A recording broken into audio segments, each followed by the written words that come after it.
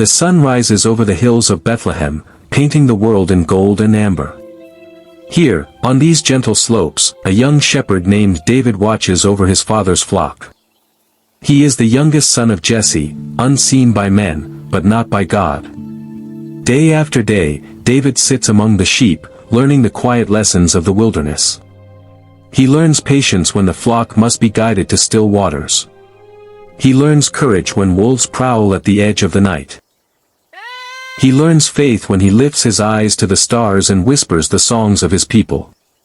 But beyond these peaceful hills, beyond the horizon where the morning mist gathers, something is stirring. The armies of Israel are camped in the valley of Elah, face to face with their greatest enemy. And David, though he does not know it yet, is being called to a destiny he could never have imagined. David's father sends him to the camp with food for his brothers, roasted grain, loaves of bread, and cheese.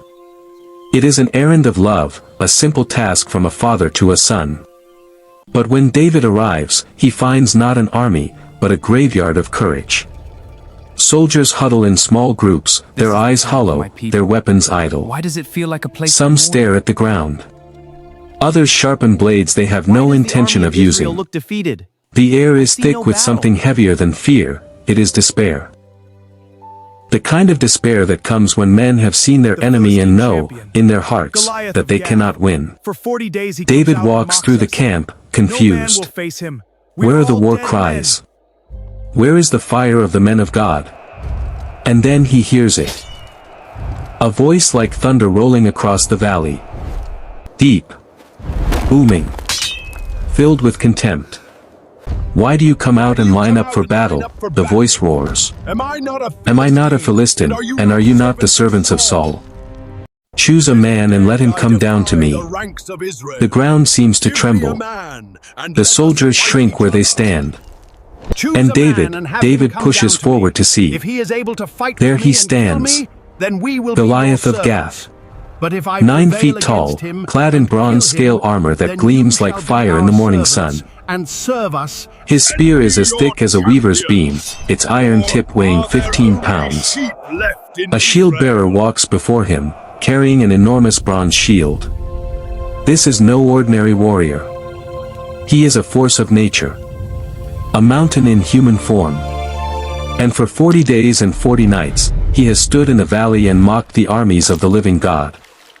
And no one, not one soldier in all of Israel, has dared to answer. But David sees something the soldiers cannot see. He does not see the height of the giant. He does not count the weight of his armor. He does not measure the reach of his spear. What David sees is the honor of God being dragged through the dust. Who is this uncircumcised Philistine, he asks, his voice cutting through the murmur of the camp, that he should defy the armies of the living God. The soldiers laugh at first. A boy, a shepherd boy, asking questions above his station. You cannot fight him, boy. But there is something in his eyes that makes the laughter die in their throats. Word reaches the king. Go back to your... Saul himself sends for the boy. Inside the king's tent, the air is heavy with the weight of a crown that has brought no victory. Saul looks at David, young, untested, smelling of sheep and open fields, and he sighs. You cannot go against this Philistine, Saul says. You are just a boy. You are only a boy, and he has been a warrior since his youth. But David does not waver. He speaks of lions and bears, of a God who does not measure strength by human standards. The Lord who delivered me from the paw of the lion and the paw of the bear, David says, will deliver me from the hand of this Philistine. Saul is silent. Perhaps he hears in David's voice something he lost long ago, the sound of raw, untarnished faith. Go, Saul says, and may the Lord be with you. Saul offers David his armor. The bronze helmet is placed on the boy's head, it slides down over his eyes. The coat of mail is wrapped around his shoulders, he staggers under its weight. The sword is strapped to his side, he can barely draw it. I cannot go in these, David says with a gentle smile. I am not used to them. He removes the armor, piece by piece, and hands it back. Then he picks up what he knows, his shepherd's staff, worn smooth by years of use. And his sling. A simple leather cord with a pouch in the center. The weapon of a boy who has spent his life protecting what is precious. David walks down from the camp into the valley of Elah. The two armies watch in stunned silence. A boy, dressed in a shepherd's tunic, walking toward a giant. Between the two armies lies a dry stream bed. David stops there. He bends down and begins to choose stones from the creek bed, smooth, round stones, shaped by water that no longer flows. He tests each one in his palm, feeling its weight, its balance. 1, 2, 3, 4. 5 stones, placed carefully into his shepherd's bag. 5 stones. 1 is all he needs. Faith does not require backups. But preparation is the companion of faith. Goliath sees the boy approaching and laughs. It is a sound that has terrorized armies, deep, rumbling, cruel. Am I a dog, he bellows, that you come at me with sticks? Come here, and I will feed your flesh to the birds of the air. David does not stop. He does not slow. He walks until he stands in the center of the valley, looking up at the giant who towers over him like a mountain of bronze. And then David speaks. His voice is young, but it carries across the valley with a power that silences both armies. You come against me with sword and spear and javelin. But I come against you in the name of the Lord Almighty, the God of the armies of Israel, whom you have defied. This day, the Lord will deliver you into my hand, and the whole world will know that there is a God in Israel. Goliath's smile fades. Something in the boy's word strikes him like a stone before the stone has even flown. David reaches into his bag. He pulls out one smooth stone. He places it in the leather pouch of his sling. And he begins to swing. The sling spins. Once. Twice. 3 times. The leather cord whirs through the air, faster and faster, until it is a blur of motion. The stone rests in the pouch, waiting. Goliath charges forward, raising his spear. The ground trembles with each step. The Philistine army roars. The Israelite soldiers cover their eyes. But David's hand is steady.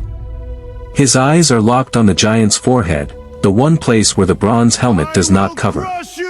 He releases. The stone leaves the sling like a bolt of lightning. It cuts through the air, a small, smooth rock traveling faster than the eye can follow. The valley holds its breath. The stone strikes Goliath's forehead. The sound is not loud, a dull thud, like a hammer striking stone. But the effect is immediate. Goliath's eyes go wide, not with pain, but with surprise. His massive hands release their grip on spear and shield. He teeters. The world seems to slow as the giant begins to fall. He crashes forward, his bronze armor clattering, his body striking the earth with a force that shakes the valley floor. Silence. The dust settles around Goliath's fallen body. The giant who terrorized Israel for 40 days lies face down in the dirt, defeated by a boy and a stone. David stands over the giant, breathing hard. He walks to Goliath's body, kneels, and pulls the giant's own sword from its sheath. It is massive, nearly as tall as David himself. He raises it with both hands against the setting sun. On the hillside, the Israelites erupt. Soldiers who had hidden their faces now raise their voices in triumph. They surge forward, chasing the fleeing Philistine army. The battle that no one would fight has been won. But David does not chase. He stands alone in the valley as the sun sets, holding 2 things, the giant's sword in one hand, and his simple shepherd's sling in the other. 2 weapons that tell the whole story. The weapons of man's strength, and the weapons of faith. He looks up at the sky, and whispers the words he learned on the hills of Bethlehem, "The Lord is my shepherd. I shall not want." And so, a shepherd boy taught the world what it truly means to be strong. Not with armor. Not with weapons. Not with the size of your army or the length of your spear. But with a heart so full of faith that no giant, no matter how tall, can stand against it. The valley of Elah is quiet now. The wind blows through the grass. A single smooth stone lies on the ground, worn by water, chosen by a boy, guided by God. It still lies there, waiting for the next person who dares to believe. For the battle is not the strong man's alone. It belongs to those who dare to believe. This is a story of David and Goliath, a story of faith.